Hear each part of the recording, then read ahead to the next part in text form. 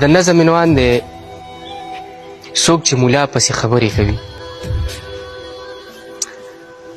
دا چې لګیایي ته په چا پسې خبرې کوي، بې حیا ځوانه په ملا پسې خبرې کوي. دا درته نه وایم چې شعر کې ستاینه وکړه، ورشه د پلار نه دې وړا غوندې پوښتنه وکړه.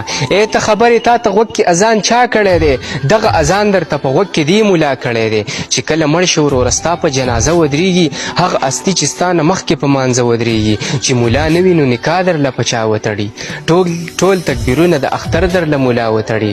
د پاک قرآن په هر یو لفظ باندې چا پوهه کړي، د مونځ کولو طریقه باندې ملا پوهه کړي. معتبر لفظ دې سازونو کې مه یادوه، دومره خراب لفظونو کې مه یادوه.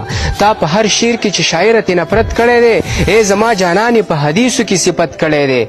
یمه حیران چې دې ملا به څه ګناه کړي وي، دا خو انسان دی خامخه به یې خطا کړي وي. د خدای دپاره یې لږ وکړه احترام شاعره، په شعر کې ورکه نوي نسل ته پیغام شاعره، په شعر کې ورکه نوي نسل ته پیغام شاعره.